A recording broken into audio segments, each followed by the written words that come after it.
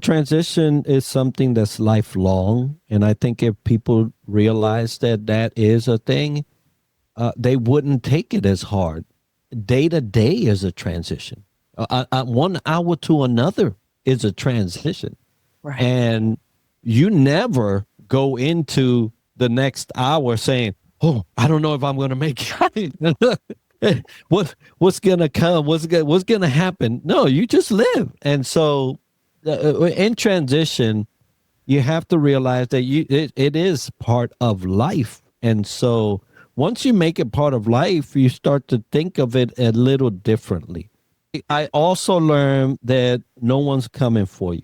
You're still the hunter gatherer. You are still that. And so whatever you hunt is what you eat. And if you don't, guess what? You will fade away with the rest of those that won't. Today, I have the absolute pleasure to introduce to you Enrique Acosta Gonzalez. He is the CEO of Triad Leadership Solutions, and he served 26 years in the United States Navy. Enrique was named on the power list of the top 200 thought leaders to follow by People Hum, one of the top 200 biggest voices in leadership. He's in the top 100 global executive coaches of the year and best CEO mentorship and leadership development firm for his work in the leadership development arena. He's a sought-after John Maxwell certified coach, trainer, and speaker, and avid mentor in 3 national and international organizations. He's an international best-selling author of 6 books and an award-winning podcaster of Developing the Leader Within. And this is Lucy Gable, author, speaker, and professor, leadership optimal performance coach and trainer. And this is Leadership, Life, Health, and Happiness. Thank you so much, Enrique, for spending some time with me here on my podcast. I am honored to have you. Absolutely honored. Well, I am honored to be with you, Lucy. I really appreciate your work and are really humble about your invitation to be with you today. Well, then we're both in the same position. Yeah. And one other accolade that you have to say something about. You just won an award for your podcast. Oh, didn't yes. you? It was a big deal. I'm fortunate to have been part of this journey, for the last 6 years. And they held what they call the 50 over 50 podcast award. And it is basically the Oscars of podcasting because of this group, but was fortunate and blessed to be selected number 3 of 50. And number 1 was Mel Robbins. So she's a great company to be with in terms of award. Number 3, congratulations. That's Thank you. huge. That says a lot, doesn't it? It does. And it's humbling to be basically lauded by fellow podcasters for the work you do. It really means a lot to come from that community. Yeah, no kidding. I know my listeners are really intrigued about being better leaders. And I know you have a big past in leadership yourself before you even started becoming a coach and a speaker about it. Would you mind sharing with us some of your past on how you got to be someone who's now speaking about leadership? Yeah, thank you for that. The journey in leadership for many, some tend to be smooth and some tend to be rough, and some are still going on their journey. They haven't arrived yet, or they haven't got to their destination. But mine started rough, was rough. And then finally, after some great mentorship and great coaching and great advisement, ended up on a high note. And that's where I've been ever since, thank God, right? That I don't have to go back to revisit those rough years. But, it all really began to change for me when my mind changed. My mind about leadership, what I thought leadership was about. For many years, I thought it was for me to hold that position and to have that corner office and that coveted parking spot, right? That used to come with a lot of those positions of authority and notoriety. But I undoubtedly learned that leadership is truly about the service of others and allowing others to fulfill their mission in life. And when I got that squarely, both in mind and heart, then that's when things started to change for me, where not only was I enjoying the journey of leadership, but I was bringing along others that were growing in leadership and expanding in their footprint on earth and their impact on earth. So it then became a total joy to be not only a leader, but to be able to speak and mentor and coach and all the things that I do now. Ooh, I mean, right when you started, saying it was rough, I'm sure that's resonating with a lot of people, right? And then you also added to that you were in leadership and you had a different idea about what that was. It was the promotion, it was the parking space, it was the pay, the three Ps. Right. And then it was obvious in your story that now there's so much joy. But I'd like to dive into the rough places first. Now looking back, why was that so rough? Yeah, it was rough because it began that way. So as we grow up in whatever organization or whatever profession we may choose to make ours, as we grow up, we tend to have either great leaders or not so great leaders, right? Maybe poor in execution because they have a, skewed view on what leadership is. And then, or you happen to be one of those favored that get that leader that knows what they are, who they are, and what they do. So my journey began with a individual that had it set out for ensuring, at least that's what I believed, and still do in some ways, ensuring that I never got anywhere that was decent, right? And, I served in the military. Still, there were some pockets of, I would say, discrimination going on, right? Firstly, I was in a community that there were not that many women. So women had a hard time in my community at during that period. But so did some individuals that did, they had some color to them, and I'll just leave it there, right? So I not only had color, but I had an accent, and it was heavy, right? I guess coming from a Hispanic home and also from the Bronx, that adds a little flavor to you. Yeah, and so I guess the individual just decided that, hey, out of all the people I have, let's just make this guy's life a little harder than it needed to be. And so that was the rough beginning, trying to fit into a community that was different. I was never in the military, so this is a new environment for me. And so what started out rough, I ended up continuing as a payback. And that's the part that a lot of people don't understand. When you raise a battered employee, right? When you raise them, you're putting two decisions at their hand. Am I going to get back at everyone else for all that I've gone through and continue this, bad environment? Or am I going to surpass what I've gone through and ensure that no one else does? And so I was pitted between both of those at times. I would go back and, I'm going to get back, or man, I got to make sure that nobody goes. And I was going back and forth for many years trying to figure it out on my own as to what I was going to do with this that was presented to me so early on.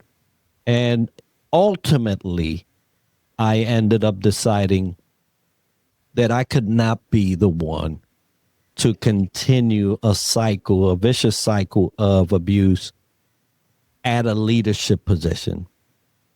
And I had to be the one to ensure that it never happened again. And so then I made that my life's mission, and it has turned my gloomy, dark days into rainbows and sunshine. Wow. And that takes a lot from the inside to make that decision, a lot of strength and courage. When you made the decision, were you still in your first career or was it later?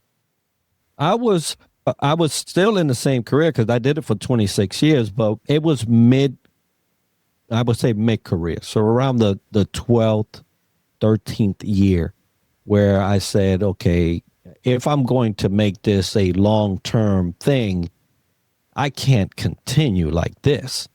By then I've learned a lot of leadership science. This is not what allows a person to have a great legacy, right? This is not the type of things that people are congregating around their dinner table and lauding you for. This is what they start talking about you in ways that, hey, we don't want this guy around. And so I did not want that to be the type of conversations that I could envision people having about me. You envisioned what people would be saying about you at the dinner table and other places. Oh, yeah. That's really a great technique to share with people, by the way. What are people going to say about me when I'm not around? And then the shift in your mindset, what did that turn into you doing differently, initially at least, when you were trying to find your way to be a better person, to be a good leader? How did you do that? Yeah, well, I will credit theology, right? A faith-based approach to the catalyst, if you will, to this mindset change or this change of thought. What it did was it right-sided me. It put me on the right side of not only my present, but also my future. And once I started thinking of, number one, man, every time you speak to someone, that was a person that was created, not by you and not even by two they are a byproduct of those two individuals, but was created from a heavenly standpoint, a divine standpoint. And how could you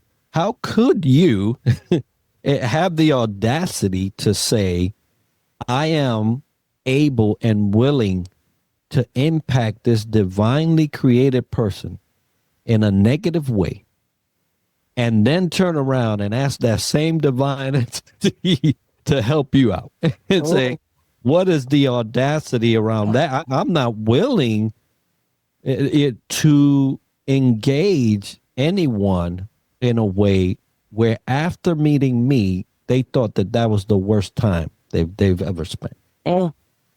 And so once I started kind of going through those questions and those analyses about interaction with me and how would people leave and take away from that interaction, that's when I started saying, as a leader, I am the owner.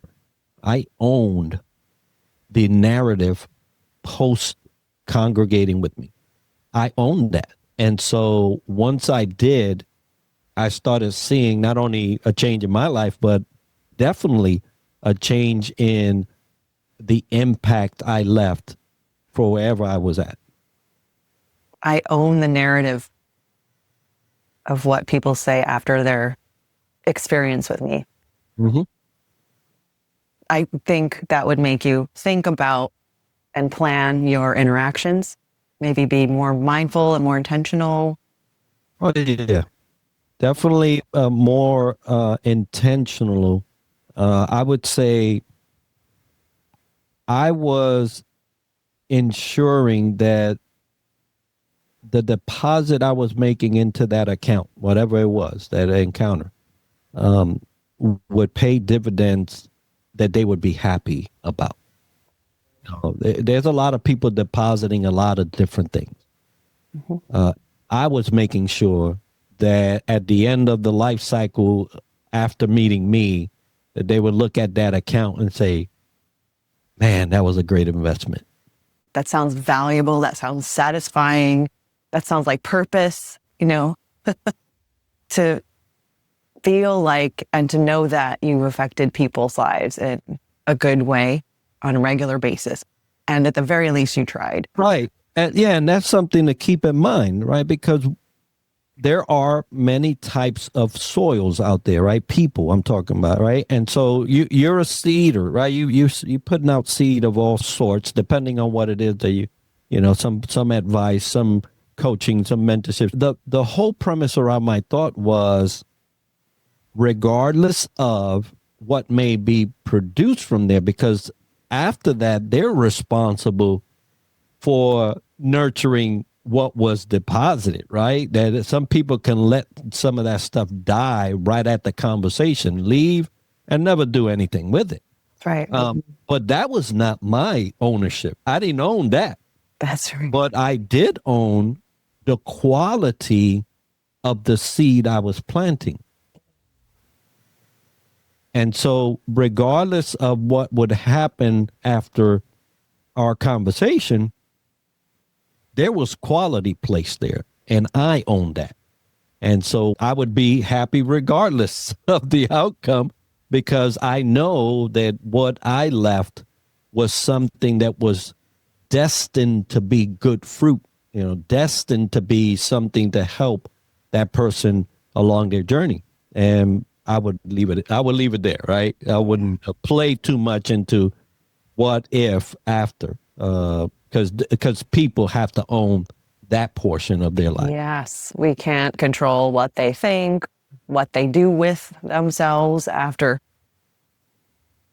That makes me want to ask if you have any stories that you can share about something maybe that you thought was going to go wrong and it turned out right, or something that you flipped from one way into another. Anything come up on the top of your mind? Yeah, there is a story that I've only shared once before. It's painful, and I'll tell you, before it didn't turn out well in terms of my participation in it. But the person, they talk about ownership after, right? That person was stable enough to move on from that moment and still make something great, right? So good on her for that part of her life. But it was a young sailor. Typically in the military, we don't celebrate separation from the military, right? We do celebrate retirement because it is, a milestone. You served so many years. But if a person served 2 years and separated, there's not much celebrating there. And this person has served 4 and decided to move on. But she wanted to celebrate the fact that, she did. So a person in the military will get an award, and that's the form of, of celebration, because you have to get in front of everybody. And, but a ceremony for say, it's not a thing, right? But she wanted to make it a thing. I was the senior enlisted, and she asked me to join her. And then I was like, well, hey, that's really not a sanctioned kind of thing that we, I'm going to be leaving work to go and participate. It's not sanctioned. It's not one of the things that we do. And anyway, I conferred with my other leaders, And they were like, no, we won't be going to that, And so then I had to decide, do I kind of marry my leadership's, approach to this? Or do I go and just create this new thing out of nowhere? And so I decided that I would not attend as well. And as a senior enlisted leader for the junior enlisted, not to have that support it's heartbreaking. And I'll tell you that, right? Because what harm was there in just attending a thing? But in the military, we're very structured. There are authorized celebrations and authorized ceremonies and things of that. So, but I could tell that the sailor was devastated, and it's still, as I say it, as a person that loves people, it still hurts that I chose not to. Others did support, and I ensured that at least there were sailors there to support. Like I sent, say, hey, you guys can go ahead, but I can't because my leadership, I'm not going to go against my leadership in terms of something. But anyway, the individual did separate, made something good of their future, right? They were destined to be good anyway. But that's the story that as a leader, and from the leadership standpoint, we have a choice to do or not do. At the end of the day, how is it impacting the people that you lead? And maybe we could have had a different conversation. Maybe we could have done it off-site later at night where everybody's free. It's just one of those things that I think if we delved into it a little better, and had not been so stringent into, I want it at this place at this hour, we could have made something that was still celebratory, but not had so many confines in what you could do, during the workday. But it's still a story that I tell because it still impacts. And that person may have forgot it, but I have not.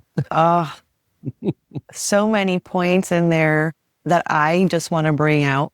I mean, I want to just say to the audience that you may not be in the military, but a lot of us know what it's like to be in a situation where the leadership wants one thing and this is how we work here.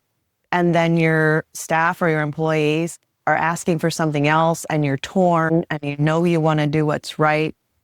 And then you already answered my question that was coming later, because it's easy later to look back and go, oh, here's what I could have done, right? But at the time, you're pulled between two centers, and that's really hard. So I'm first going to say, you were in a difficult place. So, be a little, I'm sure you've found ways to be kind to yourself about that. But you're telling me a story about some learning also that you had, right?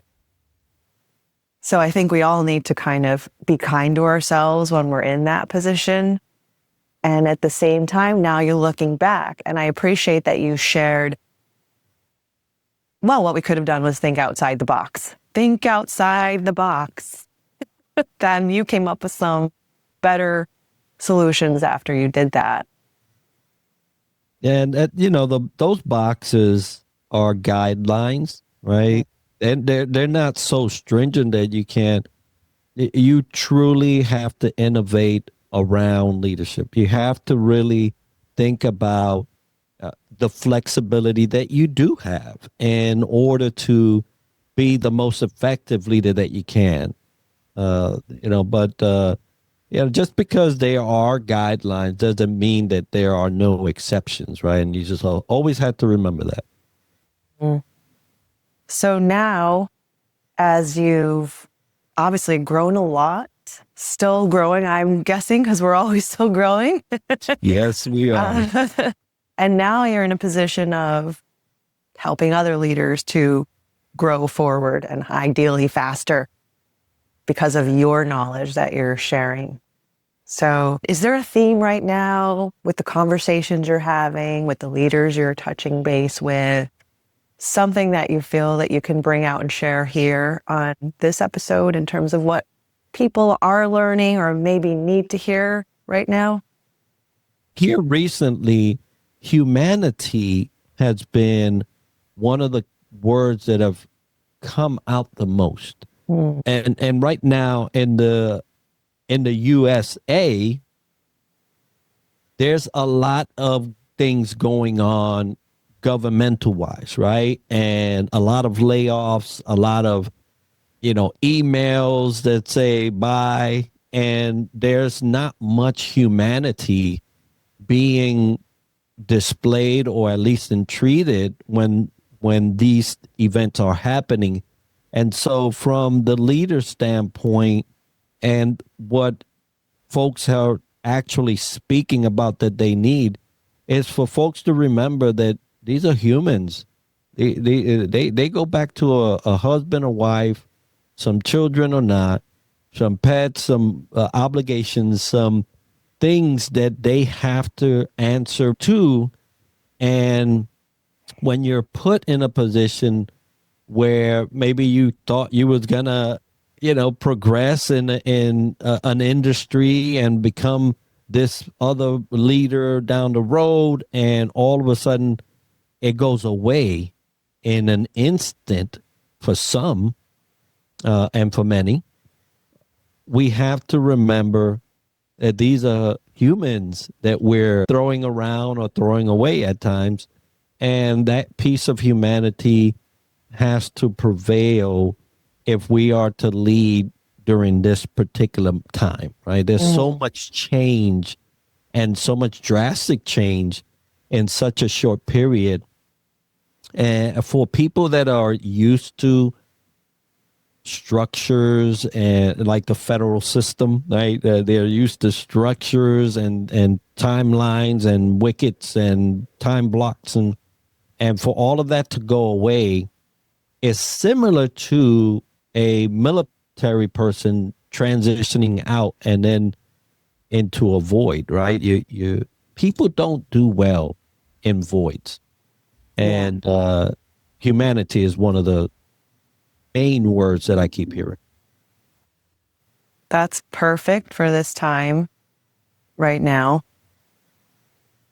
So what would you say to some people out there who have leadership positions and are being told to let go of a certain number of people? You said humanity. Can you give some more guidance? Yeah. So there are things that you can and you can't do, right? If you're willing to lose your job, you may be able to do something, right? There's not that many people that are willing to lose their job for the next person being let go, right? So, barring that example or opportunity to do that. Now, there are some that will, right? They say, hey, if it's not good for you, it's probably not good for me. I better leave while I can. And let's do this. But being let go from a job that you may have loved and maybe aspired to is a hard thing. Remember that. If you're a leader and you're at the position to push out this information, remember that it's going to be hard. So what resources do you have at your disposal? What kind of advice or network do you have that you can introduce people to? Well, what kind of processes do you have in place to assist someone as best you can to get their, get the ground solid under them so they can walk again? Because it's a slippery slope, right, for both those that are staying and being retained and those that are being let go. But the leader retains the ability to influence. If you are any leader You know that influence is what you have. How can you influence this next journey, right? Can you make an introduction? Can you give them a book that you read? Give it to them. Maybe they'll need to read that. Is there avenues, podcasts? There are some brilliant people being let go. If they go on a podcast and someone listens to them, they may get hired from that podcast, right? What do you have at your disposal as a leader? And shame on you if you haven't set yourself up for this, but it's going to happen, that will help this transition to the next phase in their life to be smoother. Maybe one less pebble on their road could be the point where they can go without being totally devastated. And how about a follow-up? Maybe they don't work with you no more. Okay. Has a week gone by and you haven't even reached out? Has 2 weeks, 3 weeks gone by and you haven't even checked up on them? Because that makes a difference. And that's really going to be new stuff for some people, because I think a lot of environments, even ones that you and I have been in, don't even have that kind of a thing on the radar. It's like, this is going to be uncomfortable. You're going to have to fire this person. You're going to go in there and you're going to just blurt it out however you can, get it done and run away, right? Because I don't know how else to do it or whatever, right? And I feel that that's what's been passed on from generations of leadership. Right. So taking it, like, once again, way outside the box, how can we be human? And I love what you said in the beginning. This is someone who's going to be, who is a human, whose whole life is affected because of them losing their job. How can we soften this in any way possible to include even, what are you going to say in that meeting? How are you going to be human about it? Right? Yeah. Hopefully it is a meeting. Right. Yeah. It's just, I think it's just a real great breath of fresh air for my listeners to hear what you have to say. Good. Last thing I want to say is you transitioned yourself from military, a nice long military career then, after you made your mindset changes, into a very successful civilian life. So do you have any thoughts for people in terms of how to approach that, whether it be military to civilian or just changing up their careers? Yeah. So transition is something that's lifelong. And I think if people realize that that is a thing, they wouldn't take it as hard. So I've realized the transition will always be part of my life. Day to day is a transition. 1 hour to another is a transition. Right. And you never go into the next hour saying, oh, I don't know if I'm going to make it. What's going to come? What's going to happen? No, you just live. And so in transition, you have to realize that it is part of life. And so once you make it part of life, you start to think of it a little differently. Now, yes, when you go from one environment, one structure to another, it will be difficult. It just is, right? No one's calling you at 5 a.m. to go do some running. If you don't run after you leave, you're going to plump up. So that's just discipline, though, right? And it shows how much lack of discipline you had if you were strictly relying on someone to yell at you it's time to go run, right? So you start learning more about yourself and your dependencies. And I think that's probably what we have the most trouble with, is that in a structured environment, you grew dependent on things. And now, without that structure, your dependency is being challenged. And so now you have to say, okay, if I am to be fit, then I must depend on my decision to set an alarm, to be ready, to have my gear, and to get out the door. Right? Mm. And so transition will always be a thing. You will always see it.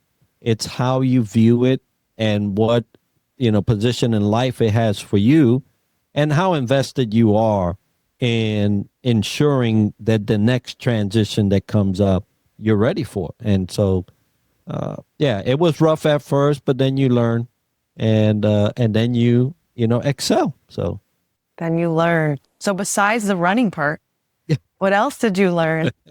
Just a couple more. Just a couple more. Yeah, no, I also learned that no one's coming for you. Out here is different, right? Out here in the civilian world,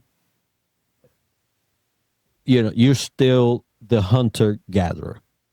You are still that. And so whatever you hunt is what you eat.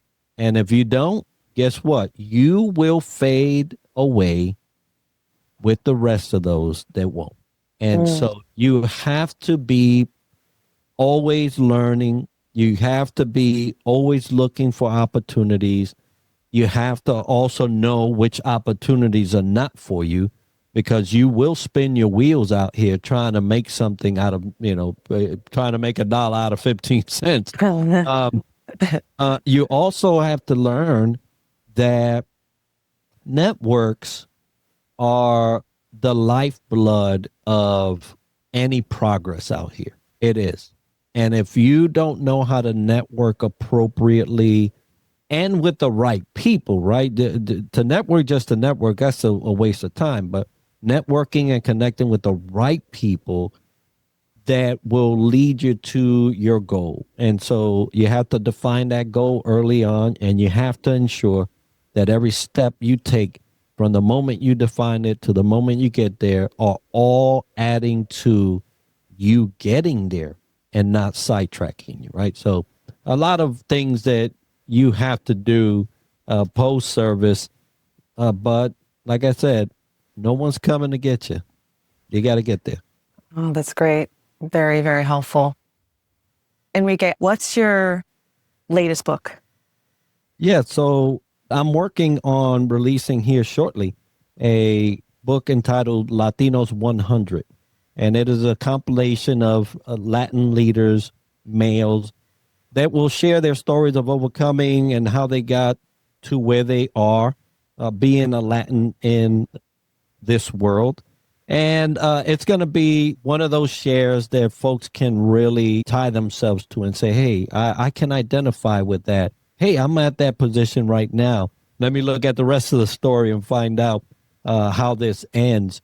But it's really an encouragement book and a journey book for all those that are authors in them. Latinos 100. Are there 100 stories? Is that what that is? Or that's what it is. Yeah. Ooh, okay. And it's males, all Latino males. Right. All Latino males. They're not all from the Bronx.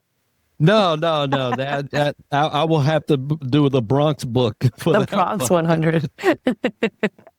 I'm sure that people in my audience will be looking to see how they can follow you or connect with you. Do you have anything you want to share in terms of that? Yeah, the best way to connect with me is on LinkedIn. You can go and look up Developing the Leader Within podcast, YouTube, any other audio platforms. And yeah, those will be the main two that you can go to. Okay. I'll put links in the description. I just want to say thank you once again for your time here with me and with my audience. No, thank you for having me. And I hope it was enlightening for all that are listening. I think it was. And we'll talk to you next time.